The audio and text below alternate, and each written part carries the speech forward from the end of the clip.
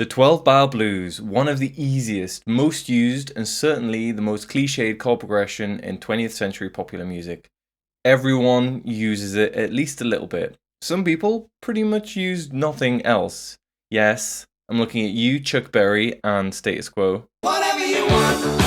So let's take a little look at this form and the way it's used in a range of songs and styles. We'll explore a few ways of making it more interesting than just 1, 4, 1, 5, 4, 1 chords on repeat. And importantly, we'll look at it more as a basis for songwriting than just playing the blues. So I'm not going to talk about the obvious masters of the form like Stevie Ray Vaughan, Robert Cray, or Derek Trucks. Think more Queen, Prince, The Clash, artists like that. So the reason that the use of 12-bar blues in songwriting is so interesting to me is simply that it kind of isn't songwriting, or to put it perhaps a little bit more fairly, it shortcuts, it sort of bypasses a lot of the songwriting process. It does a lot of the heavy lifting for you. Now, that's true to some degree of any form, whether that's a fugue, or the super common verse, chorus, bridge, pop song format, or even the famous 4 chords. But it's more true of 12-bar blues than anything else that I can think of. So firstly, the progression itself is, if taken strictly, a bit of a straitjacket. We stay on the 1 chord for 4 bars, then the 4 chord, then back to the 1, then the 5 chord, 4, 1, back to the beginning, and then around and around and around for like 3 or 4 minutes. Even if we think about the most common variations, for example, putting the 4 chord a little earlier on in the progression, ending on the dominant chord, we can add some chromatic passing chords or do a little 2-5-1 or even a 6-2-5-1 as you'll occasionally hear. You can throw in some diminished chords.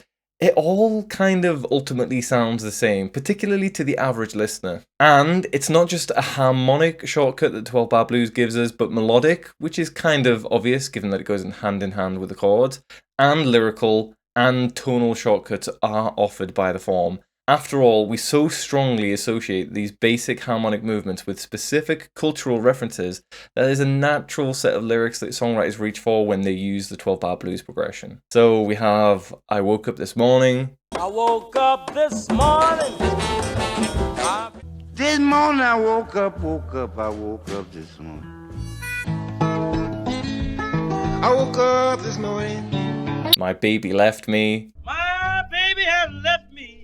My baby left me. That sort of thing. Given how ingrained these tropes are to the form, it's unsurprisingly one of the easiest to spoof. Weird Al, for example, goes straight for the I woke up this morning joke in this tune. I woke up this morning, then I went back to bed. And we even see a little joke at the blues expense in the American version of The Office.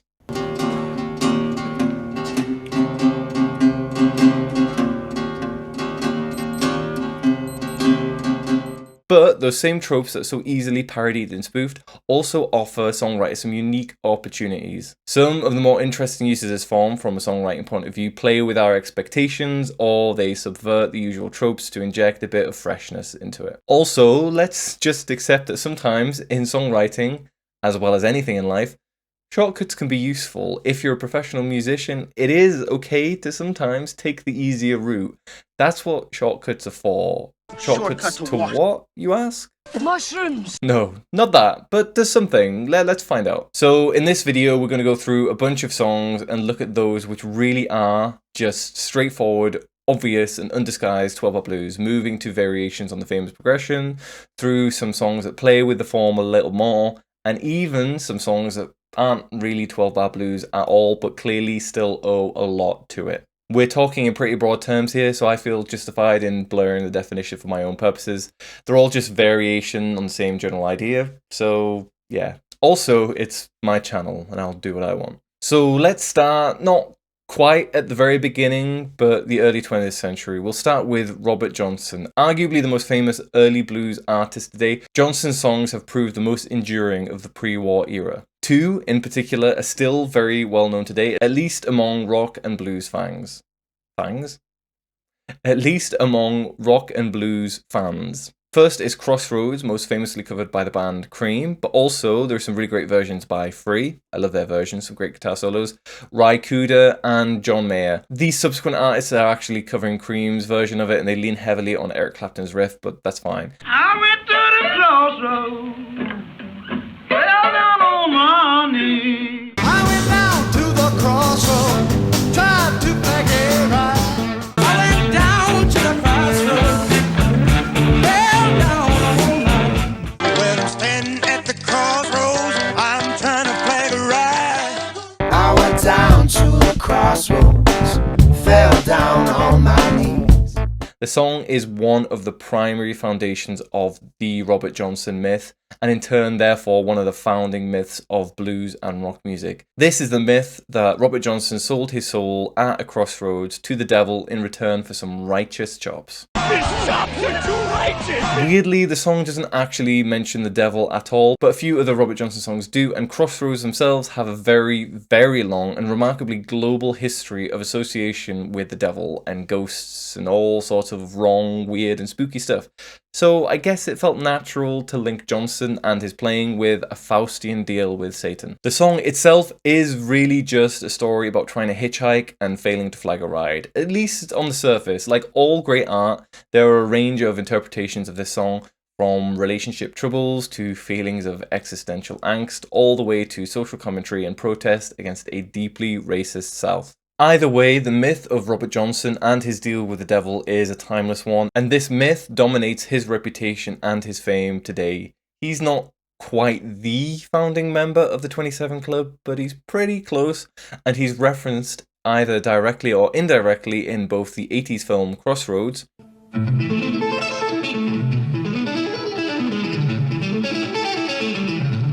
and in the Coen brothers' Oh Brother Where Art Thou, which is basically a southern retelling of the Odyssey.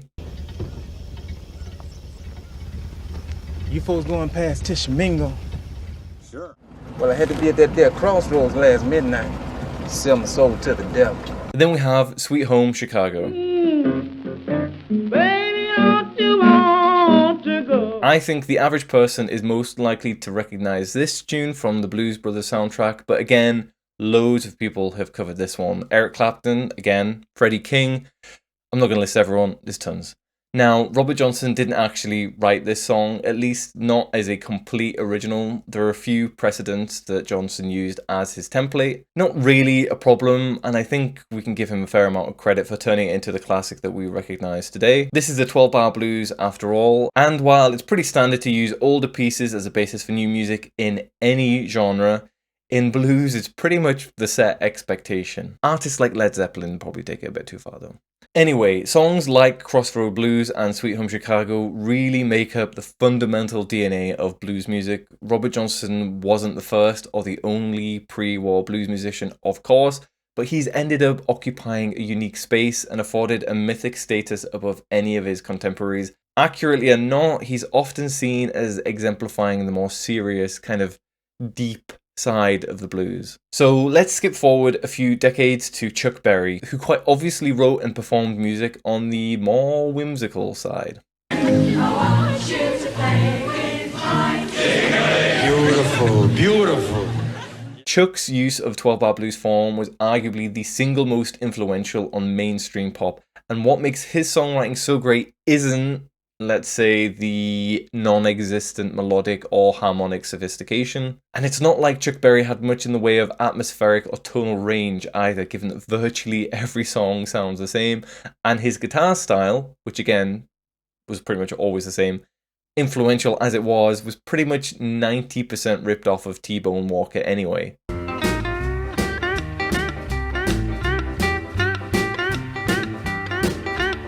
I do really like Chuck Berry's songs though, and his efficacy as a songwriter just comes down really to his ability to portray characters, tell stories, and, you know, turn a good phrase efficiently and cleverly within the 12-bar blues format.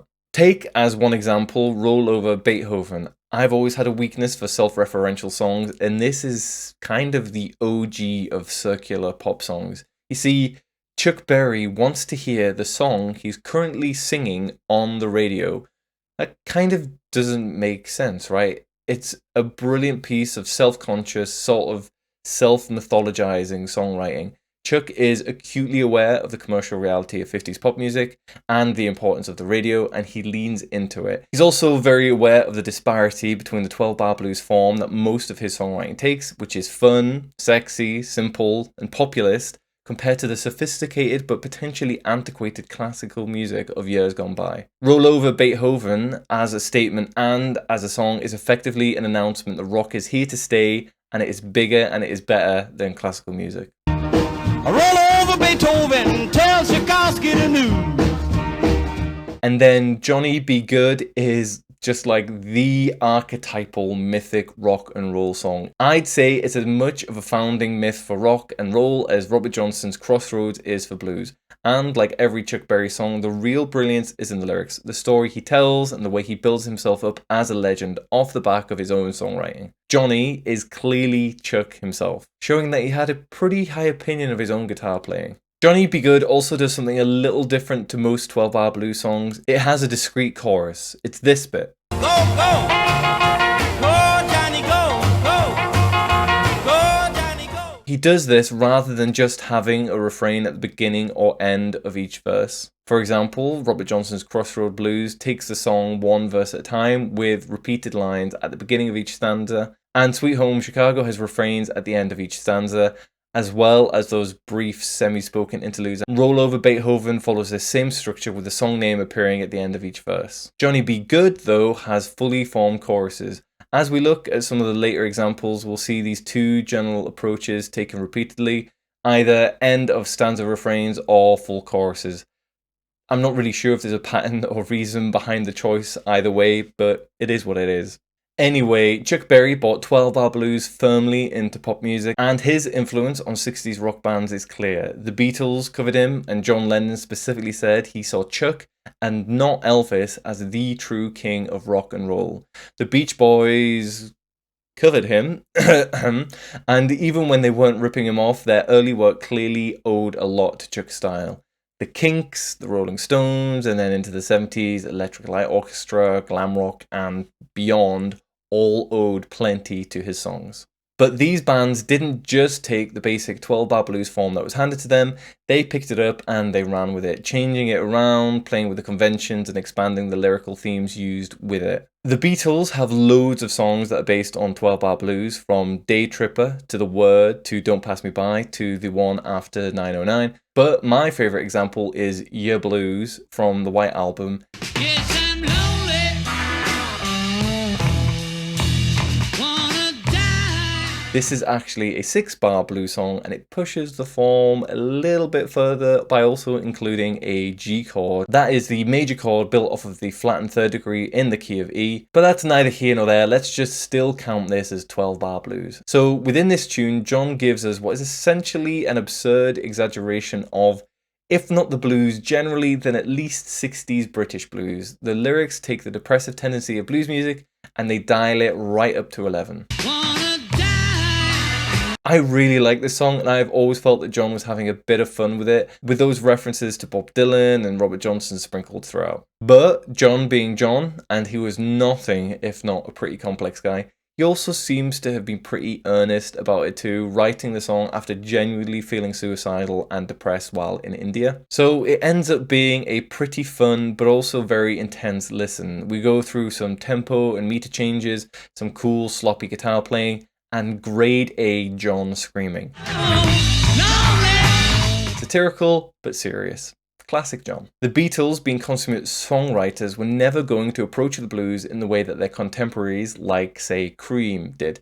None of the Beatles were really blues guys in a pure way, nor were they really confident soloists to the extent that Eric Clapton was. So why compete directly with him on that playing field? So instead of primarily being a vehicle for some cool guitar playing, although I do think the guitar playing is pretty cool on the track, it ends up being just a great piece of songwriting, and it's about the tune as a whole. On to the Beach Boys. Outside of the obvious early Chuck Berry inspired hits, they don't have many straightforward 12-bar blues tunes. Two great examples though, where the Beach Boys go pretty much full 12-bar blues, are Don't Back Down from All Summer Long and Bugged at My Old Man from Summer Days and Summer Nights.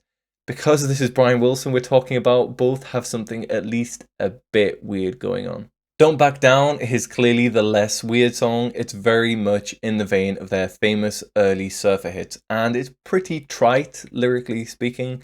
The girls dig the way the guys get all wiped out. With their feet in the air, you can hear them shout. I mean, I do like the song, it's fun, but it's a bit silly. Not that there's anything wrong with that. We get some slight musical weirdness from the half-step modulations into each chorus, and then the half-step modulations back down into the verses.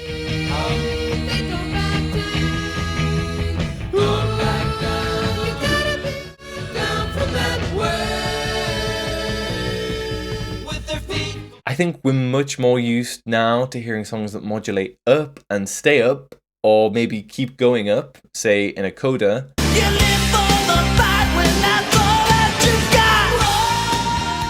But the move up and back down again is relatively common in these early Beach Boys tunes and can be heard elsewhere, like on Derek and the Dominoes' classic blues rock tune, Layla. So Don't Back Down is basically a cool little song then. As I said, I like it. Not sure if I love it, but that's fine. I'm Bugged at My Old Man though. Now this song is a doozy. Brian's novelty boogie woogie pastiche about the abuse he suffered at the hands of his father? I don't know how else to describe this very weird song. The bridge veers away from 12-bar blues a little, but the verses stick right to the form, and alongside Brian's ridiculous falsetto, I wish I could see outside. His brother's creepy harmonies, Gosh, it's dark. his choppy piano playing, his not quite right Elvis impression, But he jerked my phone right out of the wall. and those lyrics about parental abuse. They gave me some breadcrumbs and a little glass of water. Kind of no wonder that Brian didn't want to be credited on the album sleeve. But then he was happy recording and releasing the song, and he clearly knew that everyone would realize it was him that was singing. It's all very weird. What else can you expect from Brian Wilson though, right? But honestly, I do think the song is a keeper. It's certainly, and I know I'm repeating myself here, very weird, but it's also emotionally raw, and it fits right in with the typical blues tropes of, you know, suffering and feeling crap. It just so happens that in this semi-parodic goofball song, it's the suffering of a rich white Californian pop star, and his troubles sound comparatively trivial in the grand scheme of things. I wish I could do some homework, but I got suspended from school. That isn't to say it's any less authentic or real or believable or whatever. After all, Murray, the Wilson family patriarch and one-time manager of the Beach Boys, was by all accounts a truly odious man, and the silliness of the tune disguises some real trauma. So listen, syncopate a little. What are the words? Sing it. Sing it. Since you put me down, I've been out doing it in my head. I sing. Show him how to do it just once, Let down, me and he'll sing do it. it. Let me hear. Sing it. Sing it. Since you put me down. No. Since you put me down, boo dee dee ba ba dee dee ba dee da. Go on. Go. Brian, I'm a genius too. Let's go, huh? 1, 2, 3. Like John Lennon then, Brian's use of a cliched form breathes fresh air into it. At the very least, whatever you think of the song, you have to concede that it sounds like nothing else. So by the time we get to the late 60s, 12-bar blues was more than mainstream. It was everywhere. Everyone was using it in rock, pop, jazz, folk, psychedelic music, everything. It almost seems like you could record any old 12-bar blues tune throughout the 60s and early 70s and probably get a hit. Everything from Green Onions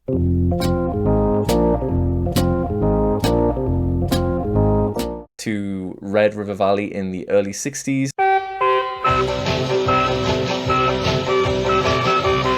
through to Dueling Banjos in the 70s, which is almost our famous blues progression. And British blues acts, of course, loved it. Fleetwood Mac's Black Magic Woman, to take one example, is a nice little variation on the progression. For one, it's a minor blues, so that in itself is a little different from our examples so far. This is probably the most famous example of a minor 12-bar blues alongside B.B. King's The Thrill Is Gone, and it's probably best known today for Santana's 1970 hit. Got a black magic woman. Got a black magic woman. Got a black magic woman. Got a black magic woman. I do think though that the Fleetwood Mac original is better. I'm just a sucker for Peter Green's approach to playing guitar, and I love his voice. Even this original has that slightly Latin feel to it, and that's partly down to the rhythm of the guitar part, but also down to the Andalusian cadence at the end of each verse, with that dominant 7 chord going back to a minor tonic. A black magic woman and she's trying to make a devil out of me. Lyrically, this song hits those relationship trouble themes that obviously all genres obsess over, but given that this is the blues, we're back to mentions of the devil and black magic. Obviously, Peter Green can't actually take responsibility for his insatiable thirst, so he blames it on a tricksy magical woman. Then again, this is the blues. What else are we to expect? The 70s and the 80s saw some further interesting songwriting applications of the form, and many of them really do start to feel, at least to me, very unblues, in spite of either adhering very closely to the 12-bar progression or being quite obviously based on it. Let's start though with a song that is actually completely recognizably and obviously 12-bar blues, Ride a White Swan by T-Rex. Ride it all out like a bird in the sky was, ride it all out like... Mark Bolan is the original glam rocker, and the genre glam rock is arguably the first mainstream back to basics movement in rock music as a whole. No wonder it was so influential on punk rock in the UK. And this song exemplifies that attitude. It's almost got washboard and jug band vibes to it. It's super sparse, straightforward, and simple. But it's also a sort of neo-pagan hippie tune about, I don't know, like hippie crap, I guess. Goddamn hippie! I always thought there was something uniquely enchanting about Mark Bolan's almost gleeful, blatant, low-effort songwriting. It's like he knows he's all show, but you know it too.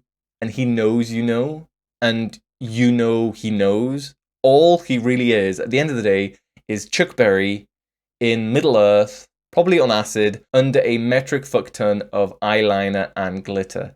That's it. That's the formula. Okay, so there's also occasional Bob Dylan-esque wordplay and some other stuff, but it's sidelined by the whole boogie-woogie trashy Hobbit bit. And Ride a White Swan, in spite of sounding like a million different blues tunes, ends up sounding completely unique and one of a kind. I don't know how many other Wiccan blues songs are out there, and whether it's just down to Mark's charm or his nonsense poetry, his music, for me at least, just works. Joni Mitchell's song Harry's House / Centerpiece though is the opposite end of the simple sophisticated spectrum to Ride a White Swan. Here, the 12-bar blues portion is actually just a small section of the entire tune, and with walking bass and meandering piano playing over a shuffle beat, this section acts as a nice little song within a song.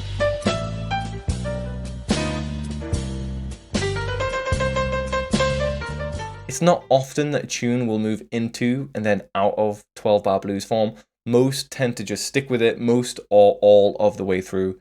But this is Joni Mitchell we're talking about, right? She's pretty much the prog rock of songwriters. Okay, so let's cheat a little bit now and look at a song that isn't actually 12-bar blues, or at least for most of its duration. So this song is Pink Floyd's Money from Dark Side of the Moon. So the verse is just a sort of harmonically static riff in B minor in 7/8 timing. We all know it. And it's only actually the guitar solos that bring us purely into 12-bar blues territory. Like Joni Mitchell's tune I just mentioned then, we move to and from the 12-bar blues form. Unlike Jodi's tune though, this song at least feels bluesy the entire time. The song is in swing feel, and the verse is basically just a wonky blues riff. Very typical for the genre, if not for the weird time signature. And the choruses, with their F sharp minor and E minor chords, introduce the 5 and 4 chords we might expect to hear in a 12-bar blues.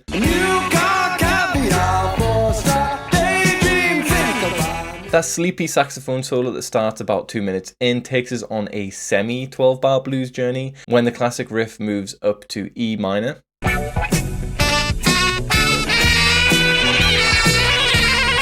And then the guitar solo takes us both into 4/4, and we get some straightforward 12-bar blues. Hurrah!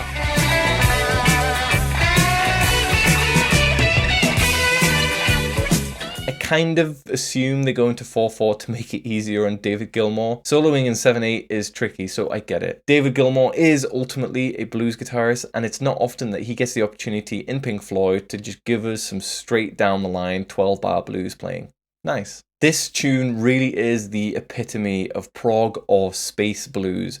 Money or work or the lack of either have long been topics popular to sing about in blues, so Roger Waters and friends are in good company.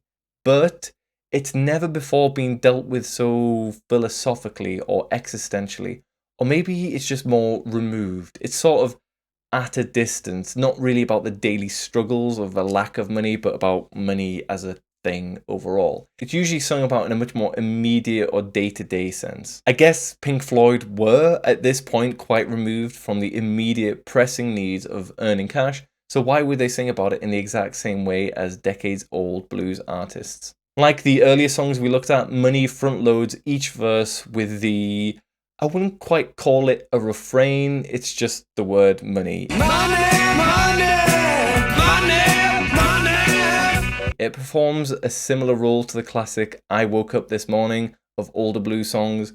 Money also has those chorus bits, which kind of aren't choruses. I'm not sure what else to call them. They're certainly not refrains, given that each is different, but they do the thing that choruses do, musically speaking. The song is also on one of the most exquisitely produced albums of all time, with the sampled voices at the end of the song, the cash jingling because of intro. Well, we're a million miles away from the blues roots, sonically speaking, right? The song then, as a whole, is very blues, and yet not at all. It's not just tripped out space rock guys who loved blues progressions around this time. Punk bands also found it impossible to resist them.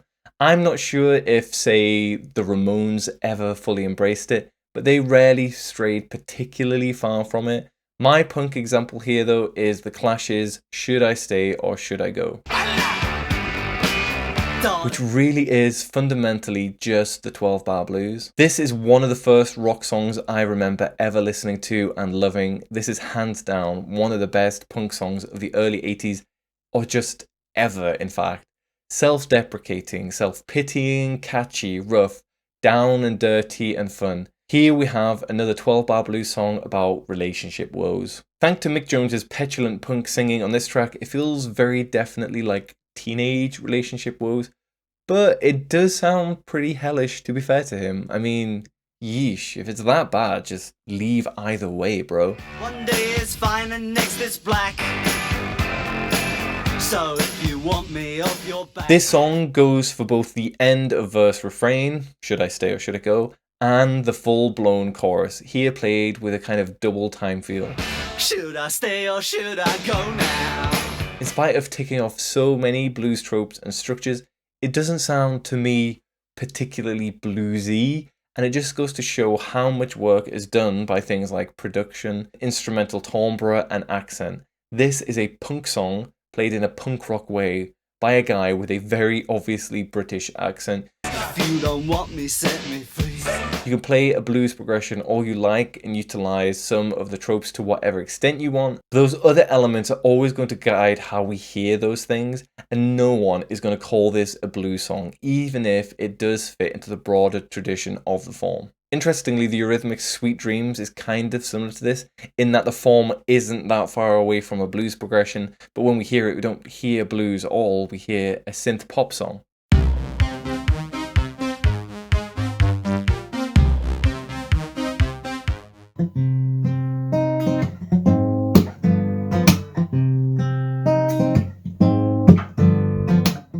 Anyway, finally wrapping up with some 80s examples. These take us even further away, sonically speaking, from the original blues sound and feel, while sticking pretty closely to the actual chord progression we all know and love. Prince gives the blues his sleazy electro sex funk treatment in 1986's Kiss, and in doing so makes it sound completely fresh.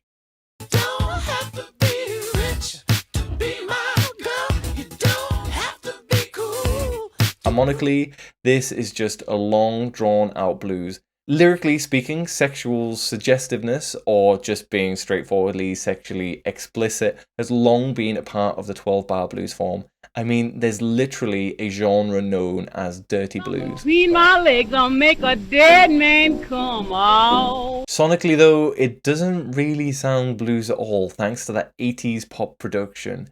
Electronic drums, mad falsetto, vocal gymnastics set to a funky beat. Kiss is the creation of an absolute madman, and we love it. I do wonder if he took maybe a little influence from Queen's own 12-bar blues mega hit from 2 years before, I Want to Break Free. I want to break free. I want to... Like Prince's song, this is pretty simple in its 12-bar blues form, though it does include a bridge that strays away from it a little, and it too ends up, to me at least, sounding very unbluesy thanks to the production and general 80s vibe. Where the two songs differ though, is in the fact that Prince's is very obviously a sexy song, Queen's not so much. Let's put the video aside, which of course is very definitely sexy.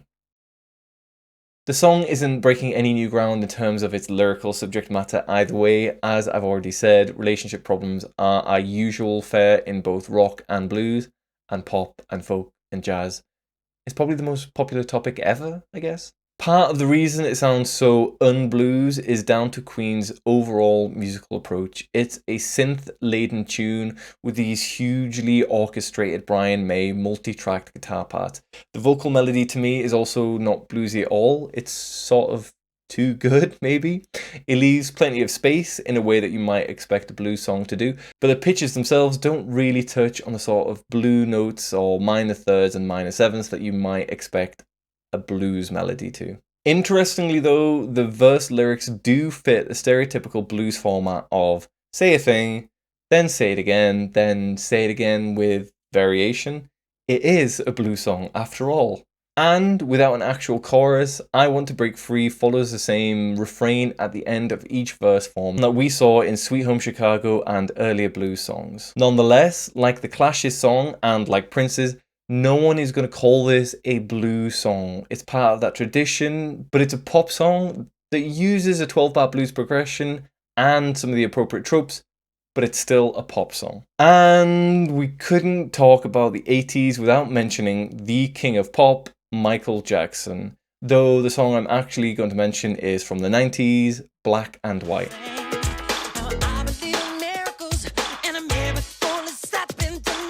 Again, this doesn't sound to me like the blues at all. It's just a perfect slice of funk pop, and in spite of the verses sticking closely to the 12-bar progression, clearly is not blues. Still, like the last few songs, it does work with some of those lyrical themes that we see in blues tunes, and it shares some of the lyrical similarities with them. The song is about racial inequality, a long favourite topic of blues songs. Back, for example, to Robert Johnson's Crossroads. As I briefly pointed out earlier, one of the interpretations of this song sees the line about the rising sun going down as a reference to sundown towns in the Deep South. These were all white areas that excluded black and basically any non-white Americans through discriminatory laws or just through straightforward violence.